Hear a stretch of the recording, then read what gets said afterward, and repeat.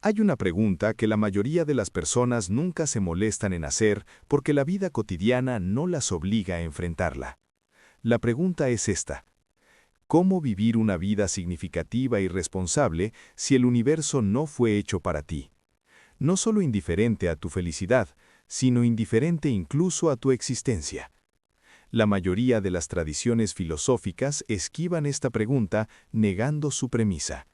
Introducen un Dios, un plan cósmico, un propósito oculto que garantiza de antemano la importancia humana. Carl Sagan rechazó cada una de esas garantías. Fue astrónomo, científico planetario y pensador público, y murió en 1996. Pero llamarlo simplemente divulgador científico no alcanza para describir el alcance de lo que construyó. A lo largo de sus principales obras, Sagan construyó un sistema filosófico completo. Tiene una epistemología, una teoría sobre cómo podemos saber qué es verdadero. Tiene una psicología, un análisis de por qué tan a menudo preferimos lo falso. Tiene una ética, un marco sobre lo que nos debemos unos a otros y por qué. Y tiene una política, una teoría sobre qué instituciones son necesarias para proteger todo lo anterior. Ninguna de estas piezas se sostiene por sí sola. Cada una responde a un problema específico que la anterior dejó sin resolver, y, tomadas en conjunto, forman una de las filosofías naturalistas más coherentes del siglo XX. Lo que hace inusual a Sagan no es que rechazara lo sobrenatural. Muchos pensadores lo han hecho. Lo que lo hace inusual es que tomó en serio las consecuencias emocionales de ese rechazo. Comprendió que si eliminas las ilusiones reconfortantes, tienes que reemplazarlas por algo real. No solo argumentos, sino fuentes genuinas de significado, asombro y urgencia moral. Si lo logró, es una pregunta que vale la pena considerar seriamente. Para responderla, necesitamos reconstruir su filosofía desde los cimientos. Empezamos donde él empezó, con la pregunta más básica de todas: ¿cómo sabes cuándo algo es verdadero? Parte 1. El problema del conocimiento fiable. Estás caminando por un bosque al atardecer. Una rama se quiebra en algún lugar a tu izquierda. Antes de que tengas tiempo de pensar, tu cuerpo se tensa. Tus ojos se fijan en la dirección del sonido. Tu cerebro ya ha generado una hipótesis. Algo está ahí fuera. Esto no es un defecto de tu cognición, es el mecanismo que mantuvo con vida a tus antepasados durante cientos de miles de años. El cerebro es un motor de detección de patrones construido por la selección natural para encontrar estructura en el ruido. Conecta datos dispersos en historias coherentes con una velocidad extraordinaria. Un crujido se convierte en un depredador. Un destello de luz se convierte en una señal. Una coincidencia se convierte en una causa. La visión de sentido común sobre el conocimiento funciona más o menos así. Observas el mundo con cuidado, piensas sobre lo que observas y llegas a la verdad. Esto parece completamente razonable. Respeta la evidencia de tus sentidos y el poder de tu razonamiento. La mayoría de las personas opera bajo esta suposición todos los días sin cuestionarla, y para cruzar el tráfico o elegir fruta madura funciona lo suficientemente bien. Sagan identifica el punto exacto donde esto se rompe. La misma maquinaria que detecta patrones reales también genera patrones falsos. Tu cerebro no espera a tener evidencia suficiente antes de construir una historia. Construye la historia primero y luego busca confirmación. Un médico mira rápidamente el historial de un paciente y forma una impresión en segundos. Desde ese momento, es más probable que note síntomas que encajen con su lectura inicial. Un miembro del jurado escucha el alegato inicial y comienza a inclinarse hacia un veredicto. El resto del juicio se convierte en un ejercicio de clasificación, conservar lo que encaja, descartar lo que no. Esto no es pereza ni estupidez, es la forma en que está estructurada la cognición humana en su nivel más básico. El problema no es que a veces cometamos errores, el problema es que los cometemos de manera sistemática y en direcciones predecibles. Vemos patrones en datos aleatorios, confundimos correlación con causalidad, damos más peso a historias vívidas que a evidencia estadística, recordamos los aciertos y olvidamos los fracasos. Una persona que cree en la astrología recuerda la semana en que su horóscopo fue preciso, no lleva un registro de las semanas en que estuvo completamente equivocado. Un jugador recuerda la noche en que ganó mucho dinero en la mesa. Las pérdidas acumuladas se difuminan como ruido de fondo. La conclusión de Sagan no es que los seres humanos estén perdidos sin remedio. Su conclusión es que la cognición individual, dejada a sus propios recursos, es poco fiable. La observación cuidadosa más el sentido común no son suficientes, porque el observador está comprometido. Tus ojos funcionan bien, pero el software que interpreta la señal está lleno de atajos. Este es el problema fundacional del que se desprende todo lo demás, en su filosofía. Si no puedes confiar en tu propia mente sin ayuda para distinguir la verdad de la falsedad, ¿en qué puedes confiar? Su respuesta es un método, no un conjunto de hechos, no una colección de verdades grabadas en piedra, sino un procedimiento. La ciencia, para Sagan, no es el cuerpo de conocimiento que se encuentra en los libros de texto. Es un sistema institucionalizado para detectar y corregir tus propios errores antes de que se conviertan en certezas. La palabra clave es institucionalizado. Una persona honesta puede intentar controlar sus propios vicios, pero a menudo fallará. Lo que hace la ciencia es incorporar la corrección de errores en la estructura social misma de la investigación. Tus resultados deben publicarse para que otros puedan intentar reproducirlos. Tus métodos deben ser transparentes para que otros encuentren fallas que tú no viste. Tu hipótesis más querida debe formularse de manera que en principio pueda demostrarse falsa. Y los mayores honores no se otorgan a los que confirman lo que todos creen, se otorgan a los que demuestran que una idea previamente aceptada estaba equivocada. Este último punto es el que la mayoría de las personas pasa por alto acerca de la ciencia. En la mayoría de las instituciones humanas, desafiar la autoridad de figuras establecidas se castiga. En la religión es herejía. En la política es deslealtad. En las jerarquías corporativas es insubordinación. En la ciencia, al menos en principio, es la forma más alta de contribución. El joven investigador que demuestra que un premio Nobel estaba equivocado es celebrado, no exiliado. El sistema está diseñado específicamente para recompensar el acto de derribar conclusiones establecidas. Esto significa que, para Carl Sagan, la duda no es el enemigo del conocimiento. La duda es el motor que impulsa el conocimiento hacia adelante. Una afirmación que ha sobrevivido a intentos rigurosos de destruirla es mucho más confiable que una que nunca ha sido puesta a prueba. Y una afirmación que ni siquiera puede, en principio, ser sometida a prueba, no es conocimiento en absoluto. Es otra cosa completamente distinta y volveremos a qué es esa otra cosa. Pero primero, hay una pregunta más difícil que se esconde debajo de esta. Si el método científico es una herramienta tan poderosa para corregir errores, ¿por qué la mayoría de las personas se resiste a usarlo? ¿Por qué la pseudociencia no solo es común, sino profunda y persistentemente satisfactoria? Parte 2. El kit detector de tonterías como epistemología. Antes de preguntarnos por qué la gente rechaza el buen pensamiento, necesitamos ser precisos acerca de cómo se ve el buen pensamiento. Sagan no deja esto en la vaguedad. En su libro The Demon Hunted World, expone un conjunto específico de herramientas que llama el kit detector de tonterías. El nombre es deliberadamente informal, pero el contenido es riguroso. Cada herramienta apunta a un modo específico de fallo de la mente humana. Juntas, forman una teoría coherente de lo que cuenta como evidencia y lo que no. La primera herramienta es la confirmación independiente. Si alguien te dice un hecho, verifica si una fuente separada y no relacionada lo confirma. Parece obvio, pero considera con qué poca frecuencia las personas realmente lo hacen. Un amigo comparte un titular que confirma lo que ya sospechas sobre un político. Sientes una pequeña satisfacción y lo reenvías sin comprobarlo. La historia puede ser precisa, distorsionada o fabricada, pero se sintió verdadera, así que la trataste como verdadera. La confirmación independiente está diseñada para interrumpir ese reflejo. Obliga a una pausa entre la sensación de verdad y la aceptación de la verdad. La segunda herramienta es el debate adversarial entre personas que realmente conocen el tema. No discusión por discutir, sino desacuerdo estructurado orientado a encontrar debilidades. Sagan es específico en que los debatientes deben ser conocedores.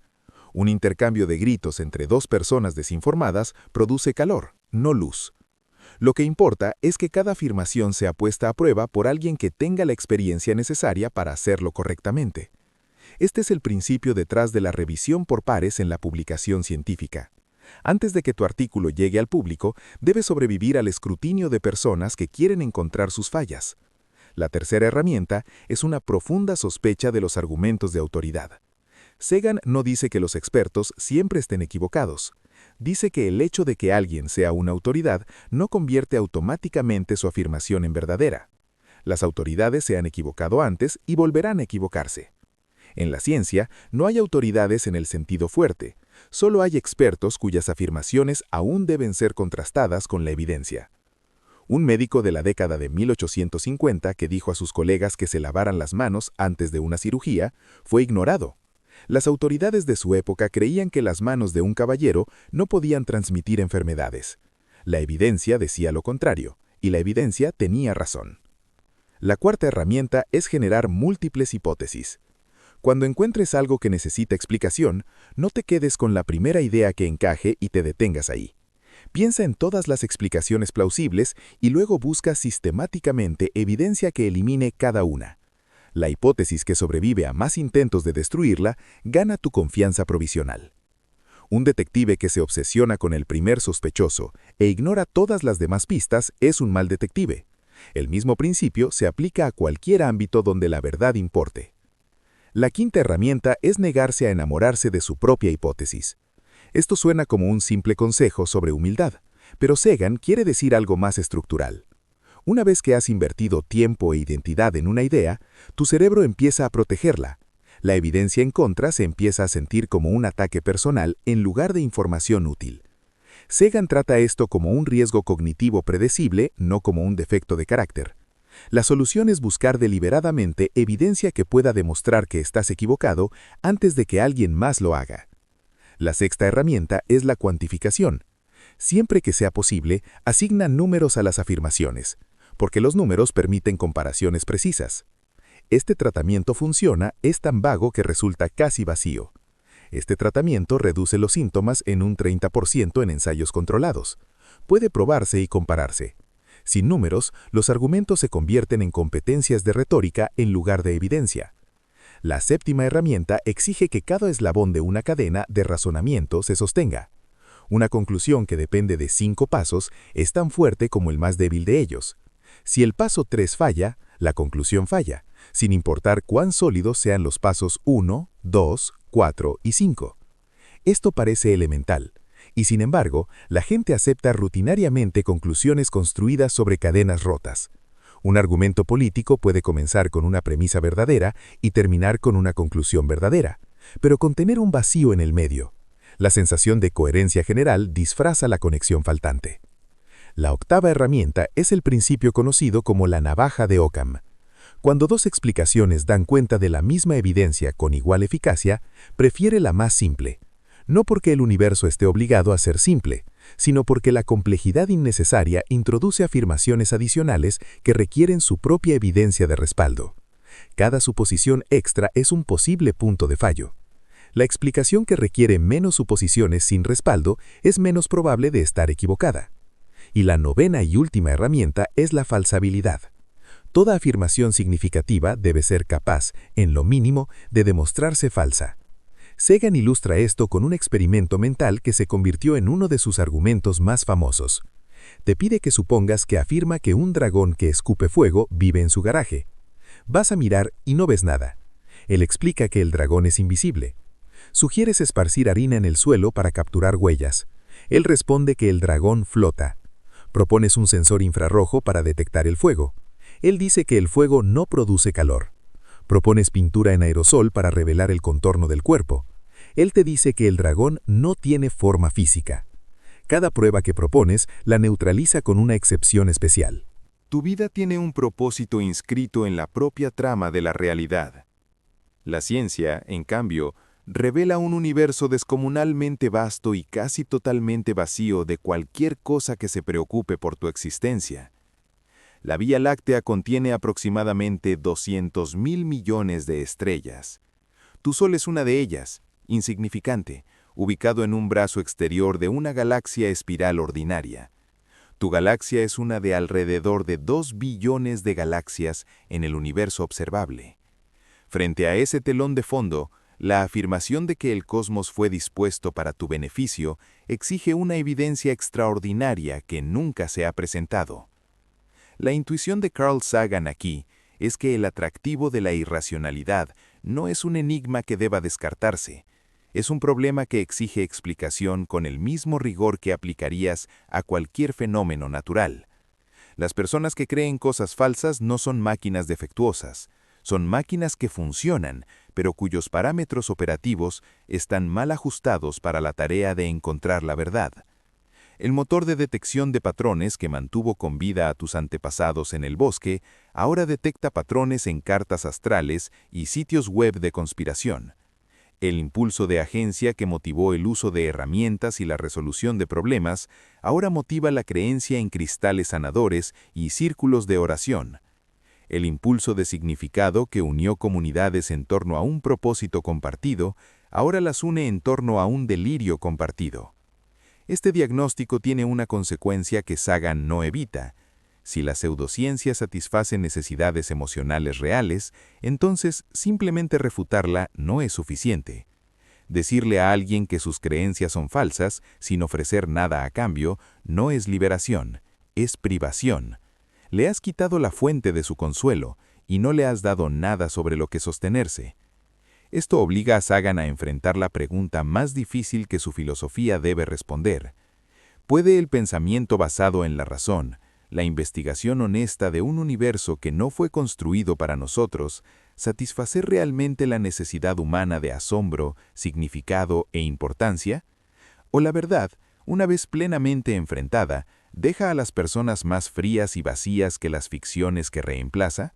Parte 4. El mundo y sus demonios. Antes de responder si la ciencia puede reemplazar lo que proporciona la superstición, Sagan se detiene para mostrar lo que está en juego si no puede hacerlo. El costo de la irracionalidad generalizada no es meramente confusión personal, es catástrofe política. Para sostener este argumento, retrocede a lo largo de siglos de historia humana. Toda civilización, observa Sagan, ha tenido sus demonios. No demonios metafóricos, sino literales, entidades que se creía habitaban el mundo junto a los seres humanos, invisibles, poderosas y maliciosas. En Europa medieval eran diablos y brujas. En otras culturas eran espíritus, maldiciones o antepasados vengativos. La mitología específica varía, pero la estructura subyacente es siempre la misma. Hay fuerzas ocultas causando tu sufrimiento y solo ciertas autoridades pueden protegerte de ellas. Sagan traza una línea directa desde esa estructura hasta el control político. Cuando las personas creen en amenazas invisibles que no pueden verificar por sí mismas, se vuelven dependientes de quienes afirman tener el poder de gestionarlas. Un sacerdote que puede identificar brujas posee un enorme poder sobre una aldea, no porque sea fuerte o rico, sino porque controla la explicación de por qué las cosechas fracasaron y los niños se enfermaron. Un gobierno que etiqueta a sus opositores políticos como agentes de fuerzas demoníacas puede justificar cualquier nivel de represión. Los acusados no pueden probar su inocencia, porque la acusación es, por diseño, infalsable. Los juicios de brujas europeos son el estudio de caso más detallado de Sagan. Durante aproximadamente 3 siglos, decenas de miles de personas, mayormente mujeres, fueron torturadas y ejecutadas bajo cargos de brujería. Las acusaciones seguían un patrón consistente.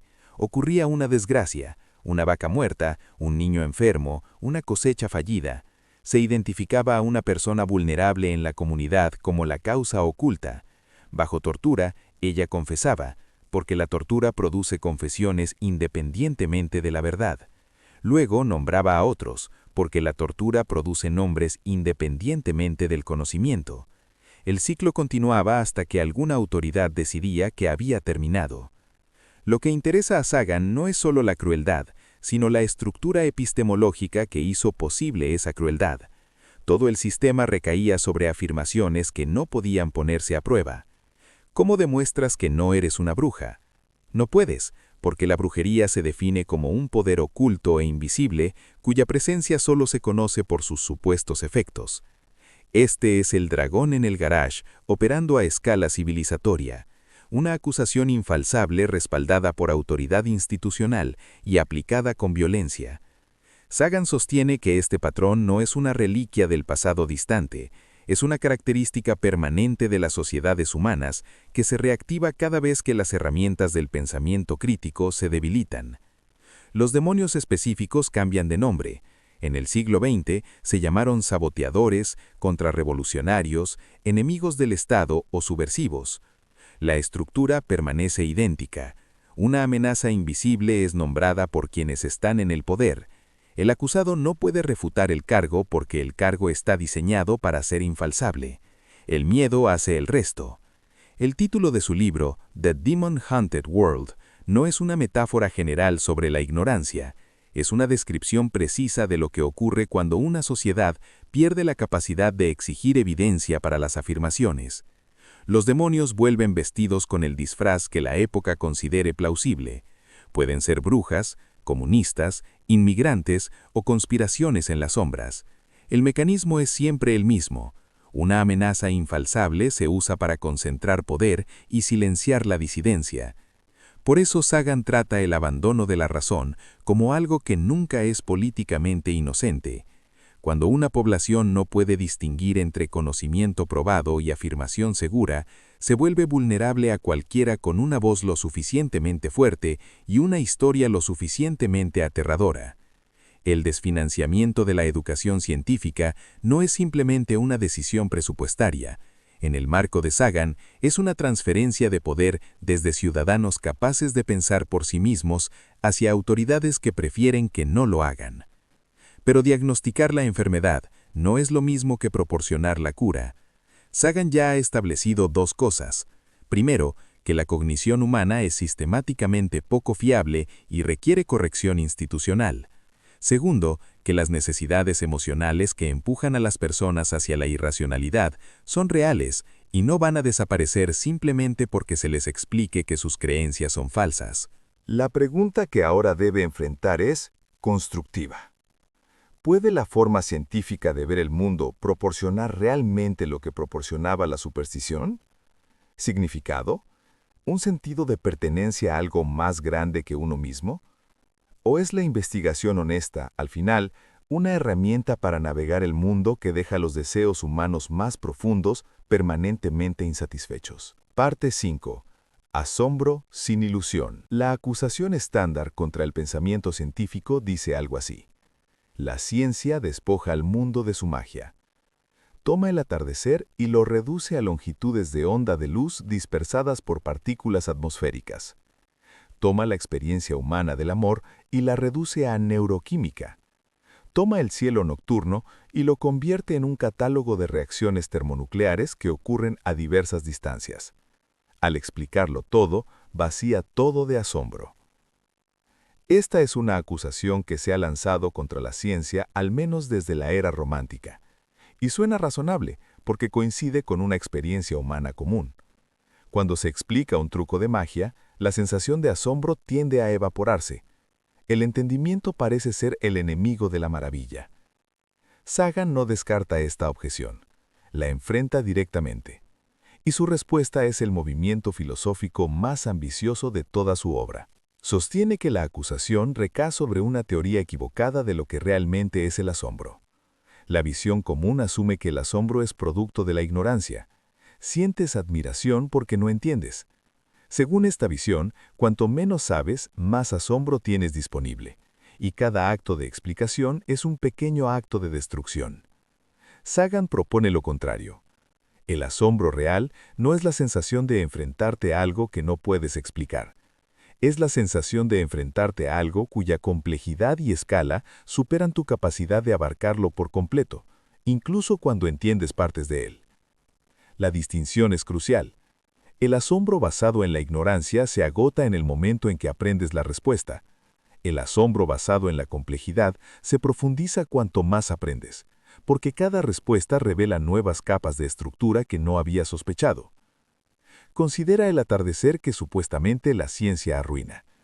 Antes de conocer algo de física, un atardecer es simplemente un baño de color en el cielo. Después de aprender que la luz blanca contiene todas las longitudes de onda visibles, que la atmósfera dispersa más las longitudes cortas que las largas, y que el ángulo bajo del sol al atardecer obliga a la luz a atravesar más atmósfera, ves algo diferente. Ves los mismos colores, pero ahora también ves toda la atmósfera operando como un vasto instrumento óptico. Entiendes que el cielo es azul por la misma razón física por la que el atardecer es rojo. Esa conexión entre el cielo diurno y el cielo del atardecer era invisible para ti antes. No existía en tu experiencia hasta que la comprensión la creó. La explicación no redujo el atardecer. Reveló una estructura más amplia que contiene al atardecer como una de sus consecuencias visibles.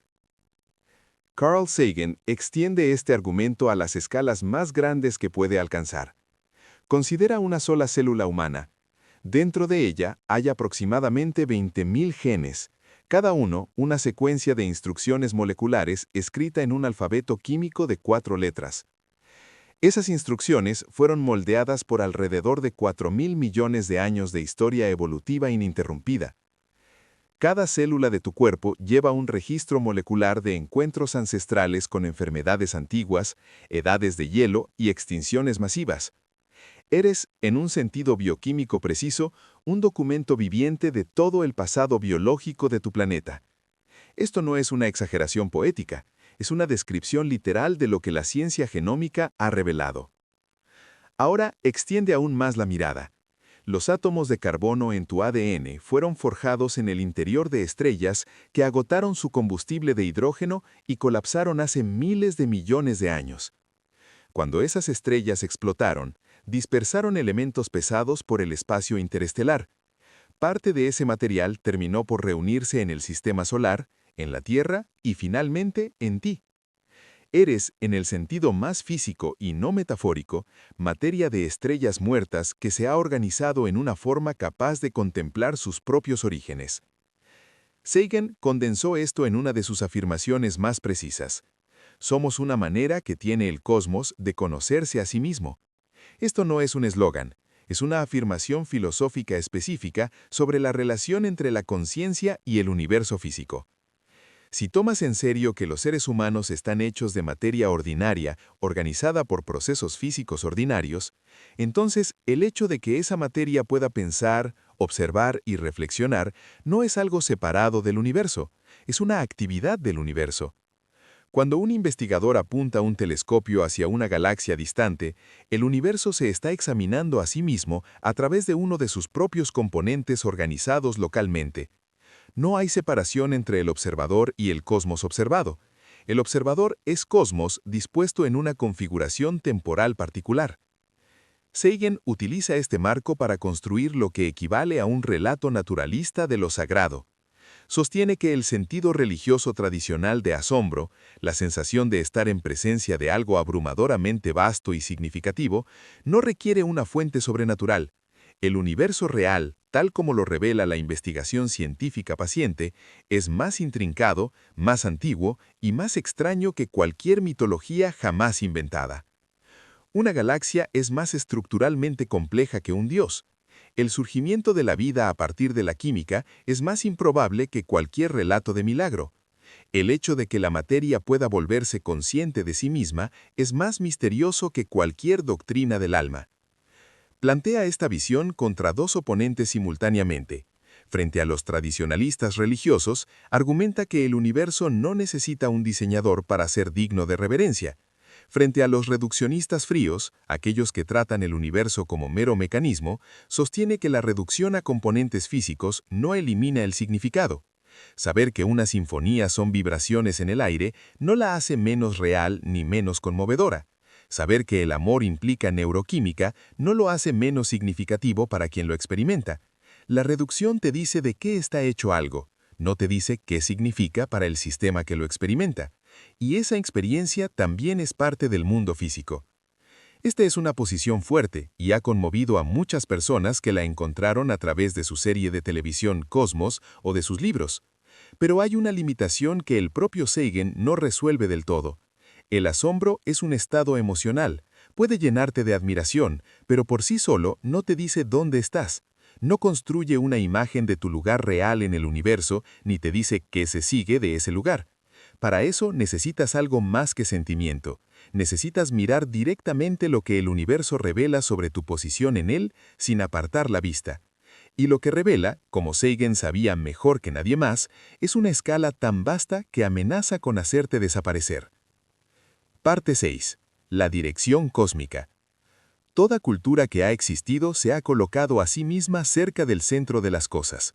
Los antiguos griegos situaban la Tierra en el centro del cosmos, con esferas celestes girando a su alrededor.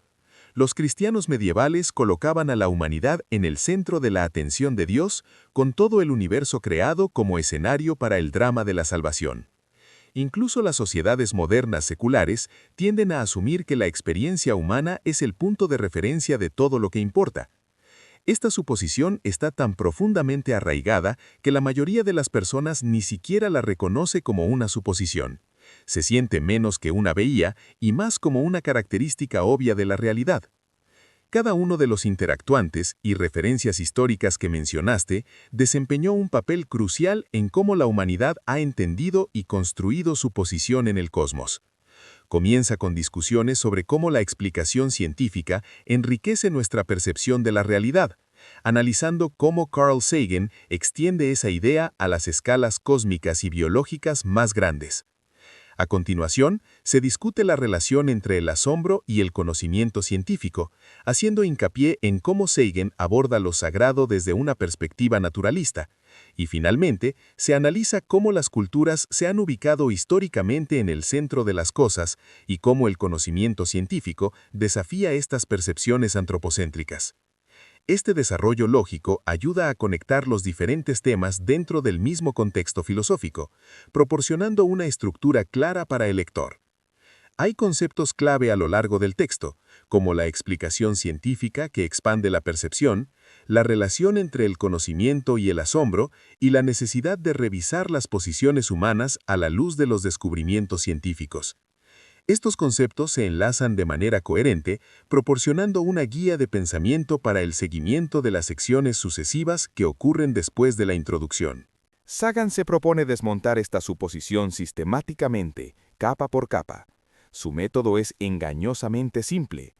Te pide que expandas tu marco de referencia paso a paso y observes qué sucede con tu sentido de centralidad en cada nueva escala. Comienza con tu cuerpo. Mides aproximadamente entre 1,5 metros y 1,80 metros. El mundo a esta escala es el que recorres cada día. Habitaciones, calles, rostros, árboles. Todo aquí está construido según tus proporciones y tu rango perceptivo. A esta escala eres el punto de referencia natural y todo a tu alrededor existe en relación contigo. Es la escala donde el antropocentrismo parece completamente justificado. Ahora amplía hacia la Tierra. El planeta tiene aproximadamente 8.000 millas de diámetro. A esta escala eres invisible. Ciudades enteras son puntos. La cordillera que domina tu horizonte es una leve arruga en la superficie de una esfera. Ya el mundo que experimentas a diario se ha convertido en una textura insignificante sobre un objeto mucho mayor. Amplía ahora al sistema solar. La Tierra orbita el Sol a una distancia de aproximadamente 93 millones de millas. A esta escala, la Tierra es una pequeña esfera rocosa que gira alrededor de una estrella promedio. Es el tercer planeta de 8, no el más grande ni el más pequeño, ni particularmente notable en ningún sentido evidente. Toda la distancia de la Tierra a la Luna, un viaje que parecía definir el límite extremo de la ambición humana cuando los astronautas del programa Apolo lo realizaron, es menos del 2% de la distancia al planeta más cercano. El sistema solar es en su mayor parte espacio vacío con unos pocos objetos flotando en él. Amplía ahora la galaxia. El Sol es una de aproximadamente 200.000 millones de estrellas en la Vía Láctea. Se encuentra a unos 2/3 de la distancia desde el centro, en un brazo menor de la espiral, no cerca de nada particularmente notable, no en un cúmulo denso, no en una posición especial.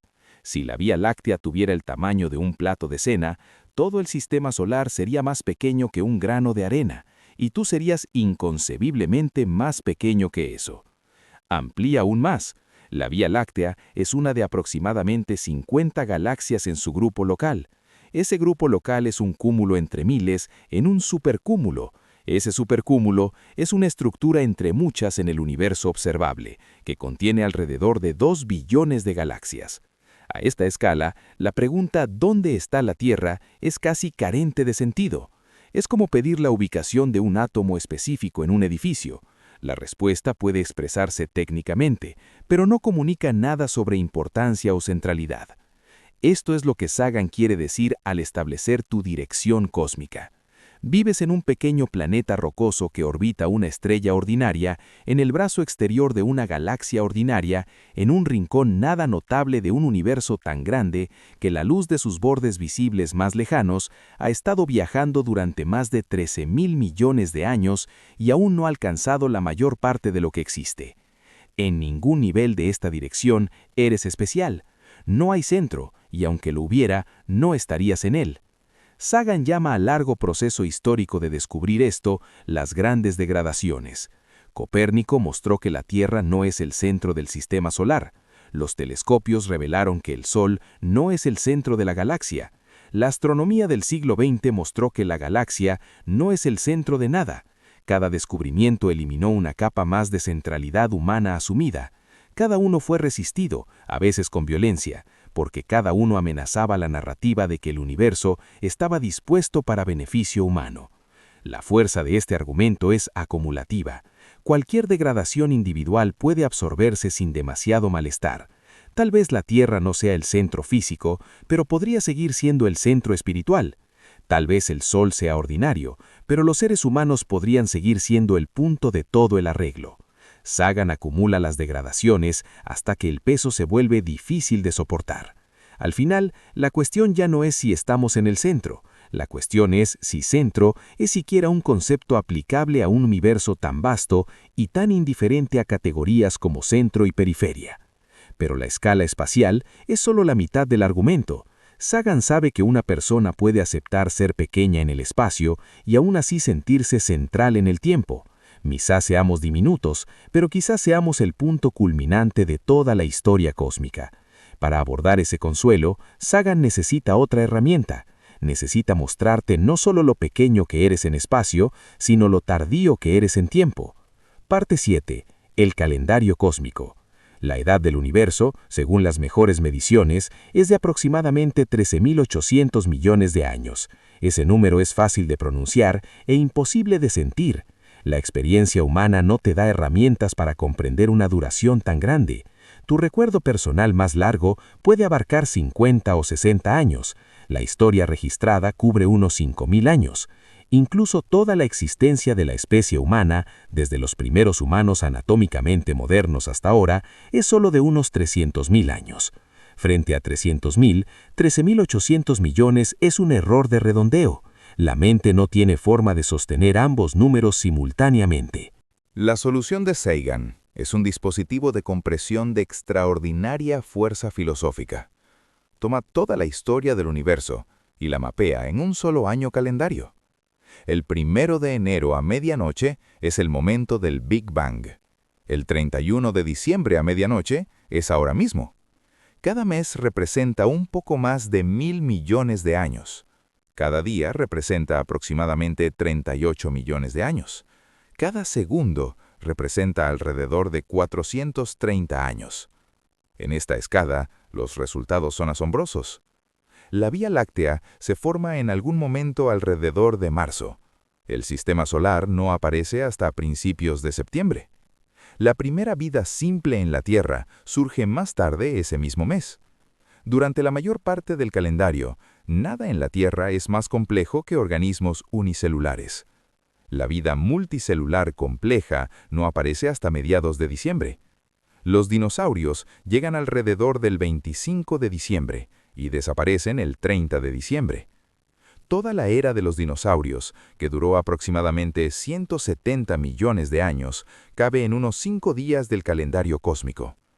Los primeros humanos aparecen en la noche del 31 de diciembre, alrededor de las 10:30 de la noche aproximadamente. La domesticación del fuego, la invención que quizás separa la existencia humana de la de otros animales, ocurre alrededor de las 11:46 p.m. de esa última noche. La revolución agrícola, que dio origen a ciudades, estados y a la civilización tal como la conocemos, comienza unos 14 segundos antes de la medianoche. Toda la historia humana registrada, cada imperio, cada guerra, cada libro sagrado, cada descubrimiento científico, cada persona de la que hayas oído hablar, ocupa los últimos 10 segundos del año cósmico. Todo. Esto no es solo un recurso didáctico ingenioso, es un argumento filosófico sobre la humildad temporal. Y funciona creando un desajuste visceral entre la importancia sentida y la proporción real. Cuando aprendes que toda tu civilización cabe en los últimos segundos de una historia de un año, la narrativa de que el universo estaba construyéndose hacia ti se vuelve muy difícil de sostener. Durante aproximadamente 364 días y 23 horas, el universo siguió adelante sin ningún ser humano.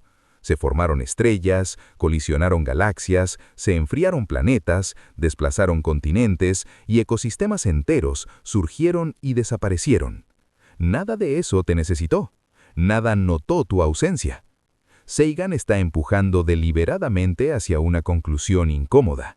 Si somos tan pequeños en el espacio, como estableció la parte anterior, y tan tardíos en el tiempo, entonces la historia del universo no es una historia sobre nosotros. No somos los protagonistas, ni siquiera somos una subtrama. Somos un fenómeno muy reciente y muy local que emergió de procesos físicos que habrían continuado perfectamente sin producirnos jamás. El universo no necesitaba volverse consciente de sí mismo a través de la conciencia humana.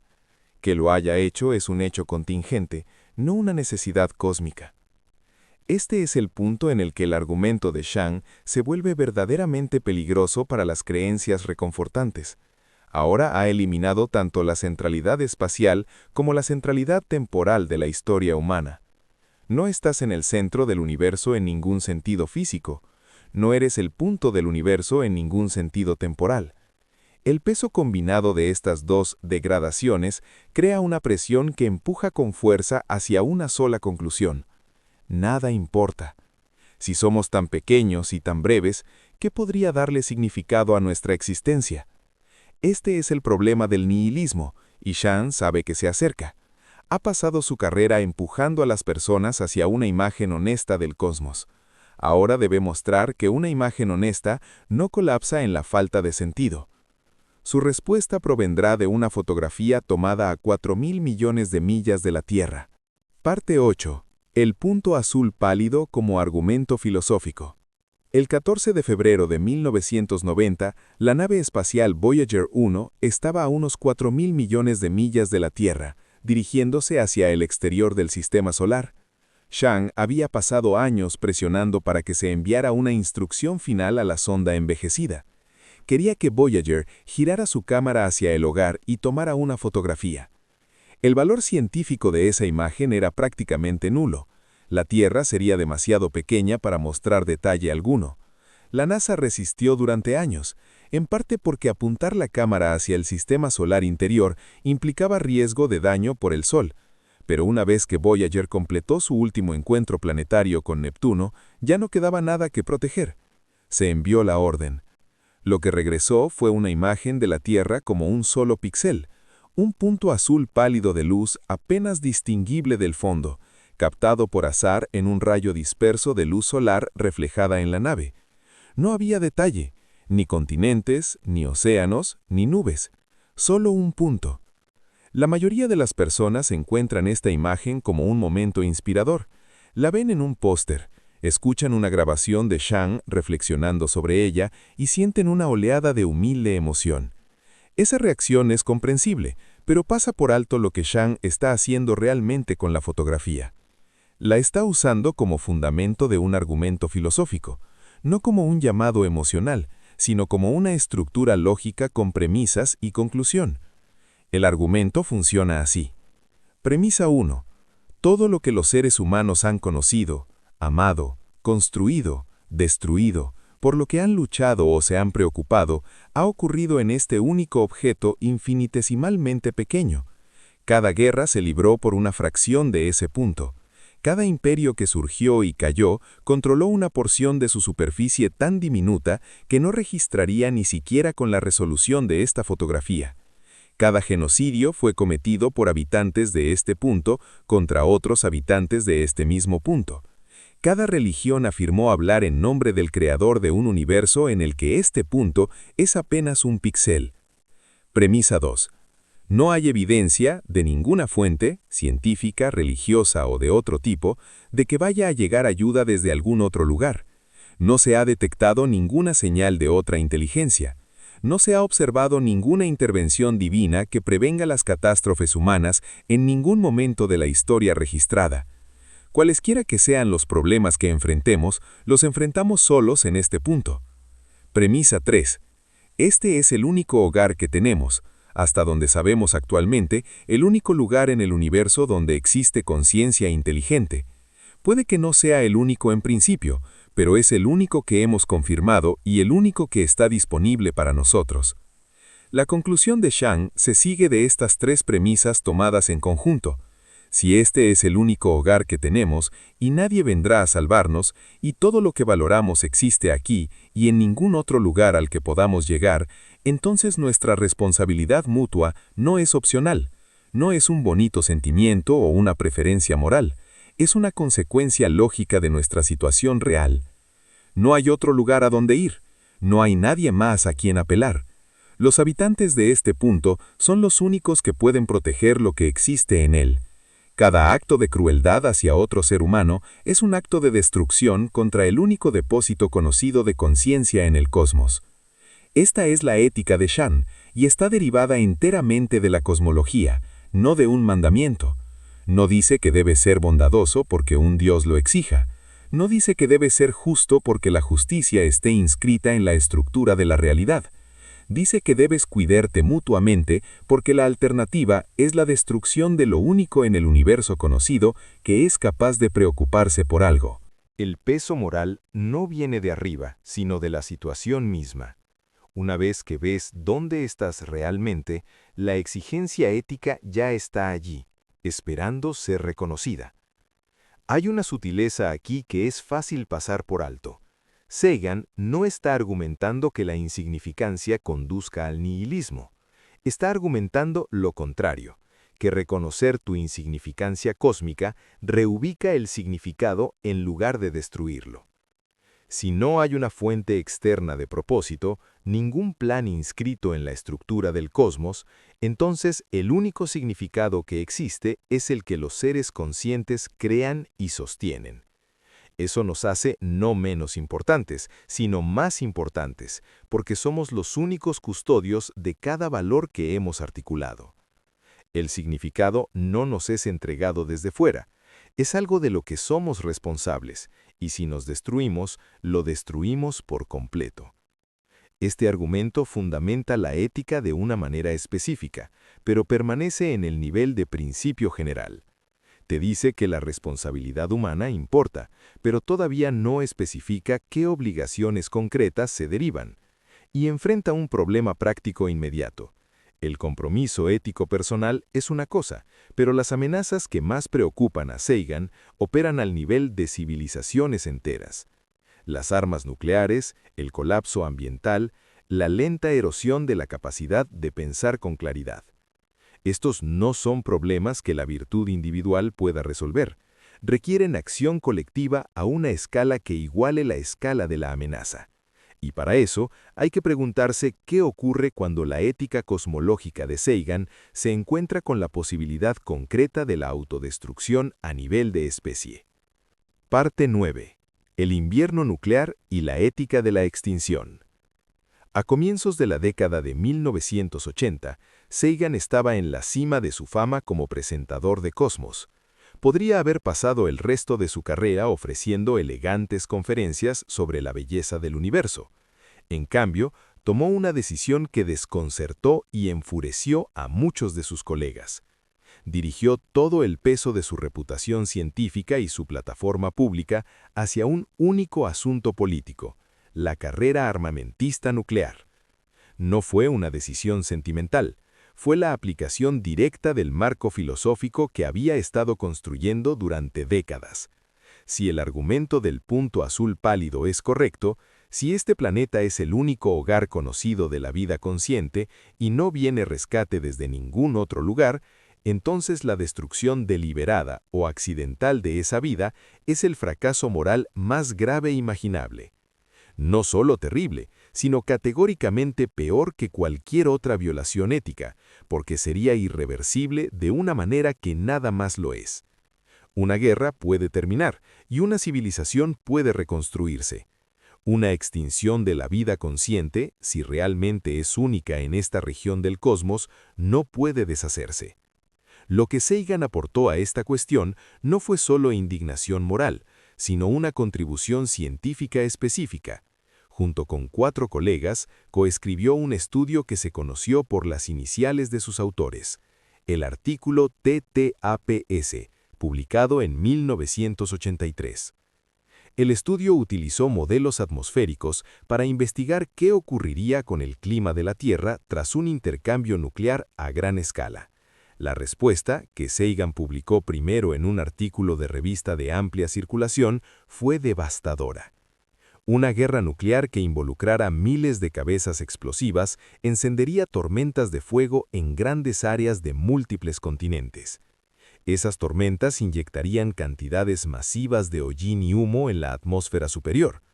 Una vez en la estratosfera, el hollín bloquearía la luz solar durante semanas o meses. Las temperaturas en la superficie caerían drásticamente, potencialmente en decenas de grados. Las temporadas de cultivo se verían interrumpidas o eliminadas en todo el planeta, incluso en países lejos de cualquier detonación nuclear. La agricultura colapsaría globalmente, no solo en los países que lanzaran las armas. El resultado sería hambruna y desintegración civilizatoria a una escala que podría amenazar la supervivencia de la especie humana. Sagan y su colega Richard Turco llamaron a este escenario invierno nuclear. La importancia filosófica del invierno nuclear va más allá del debate político que desencadenó. Antes de esta investigación, la guerra nuclear se concebía como una catástrofe bilateral. 2 naciones se atacan mutuamente, ambas quedan devastadas y el resto del mundo sufre consecuencias secundarias. La hipótesis del invierno nuclear destruyó ese encuadre. Reveló que una guerra entre 2 países podría destruir los sistemas agrícolas en toda la Tierra. Naciones que nunca dispararon un arma y nunca fueron objetivo podrían perder la capacidad de alimentar a sus poblaciones. Las consecuencias de una guerra nuclear no estarían confinadas a los combatientes, serían consecuencias a nivel de especie. Este hallazgo se conectaba directamente con la ética cosmológica de Sagan. Si somos custodios de la única conciencia conocida en el universo, y si un intercambio nuclear podría poner fin a esa conciencia o reducirla a una supervivencia preindustrial, entonces los arsenales en manos de unas pocas naciones no son simplemente un peligro para esas naciones, son un peligro para todo el proyecto de la vida conociéndose a sí misma. El cálculo moral cambia por completo una vez que reconoces que el riesgo no es solo nacional, sino existencial. Sagan fue honesto con las limitaciones del modelo TTAPS. La acusación tenía fundamento. Sean reconoció que la ciencia necesitaba refinamiento y él mismo pidió modelos mejores. Pero también argumentó que cuando lo que está en juego es la supervivencia de la especie, esperar datos perfectos puede convertirse en una forma de imprudencia. El costo de dar la alarma demasiado pronto podría ser la vergüenza. El costo de darla demasiado tarde podría ser la extinción. Esta tensión entre la cautela científica y la urgencia del riesgo existencial es algo que Sean nunca resolvió del todo. Su epistemología exige rigor, paciencia y falsabilidad. Su ética exige acción proporcional a lo que está en juego, incluso cuando la evidencia es incompleta. Cuando las apuestas son lo suficientemente altas, estos 2 principios pueden tirar en direcciones opuestas. ¿Cuánta certeza necesitas antes de dar una alarma que podría salvar o no salvar a la especie? Sean vivió dentro de esa contradicción el resto de su carrera, y es una de las tensiones más instructivas de toda su obra. Pero el argumento del invierno nuclear, con todas sus limitaciones científicas, logró algo profundo dentro de su marco filosófico. Demostró que la ética a nivel de especie no es una abstracción, es un problema concreto con parámetros medibles, riesgos identificables y soluciones disponibles. Sean sostuvo que las armas ya existían en cantidad suficiente para desencadenar el escenario y que la única prevención confiable era una reducción drástica del número de cabezas nucleares, muy por debajo de lo que cualquiera de las superpotencias consideraba aceptable en ese momento. La virtud personal no podía resolver este problema.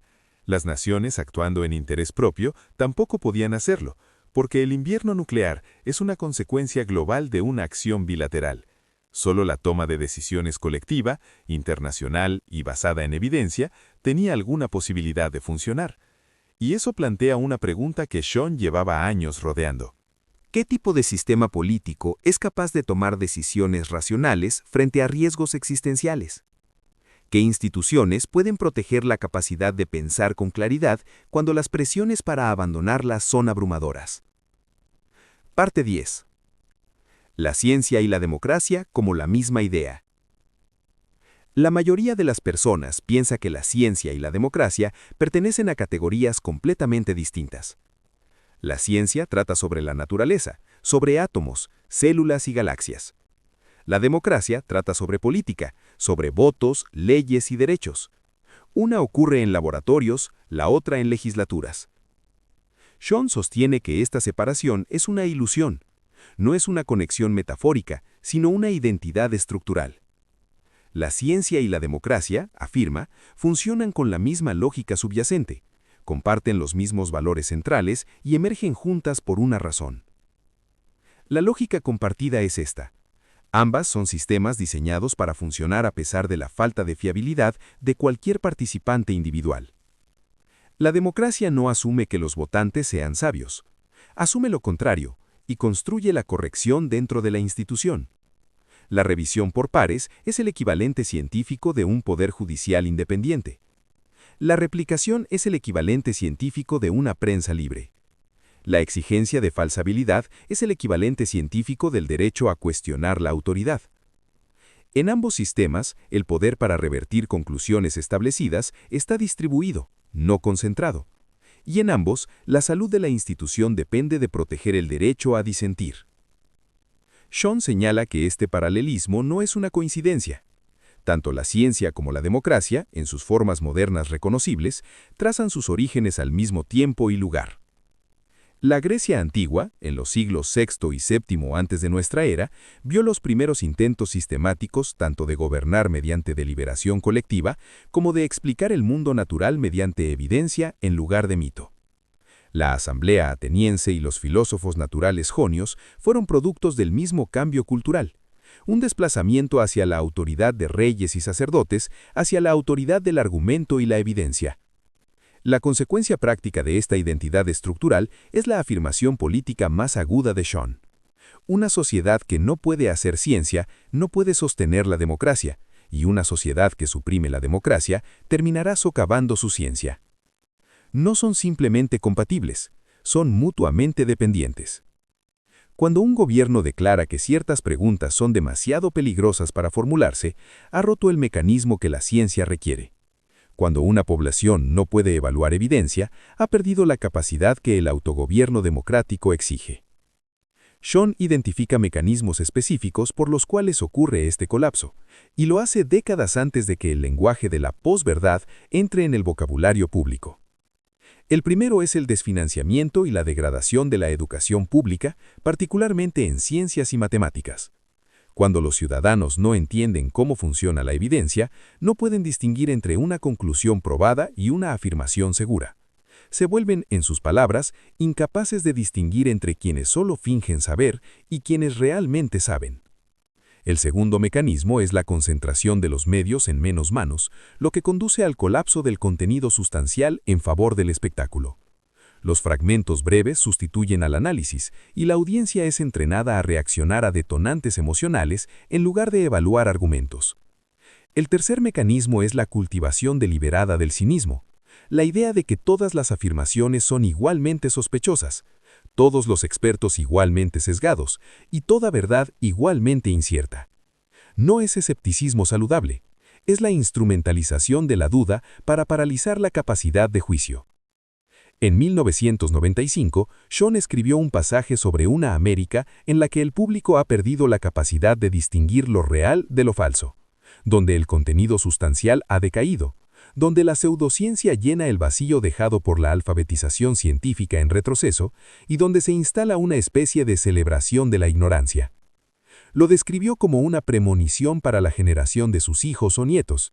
El pasaje se ha compartido ampliamente en los años posteriores porque su exactitud es difícil de disputar. Pero el punto no es que Sean fuera profético en algún sentido misterioso.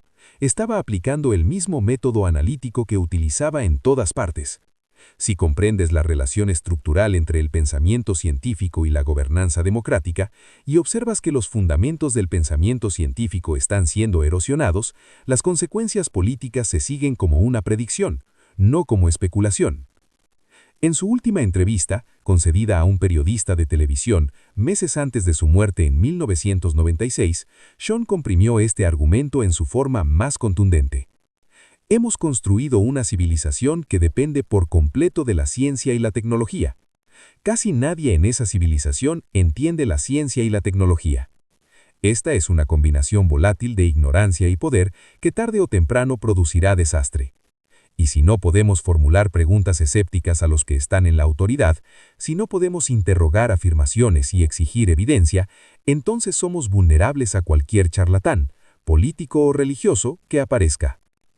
Es un marco poderoso, pero contiene una tensión no resuelta.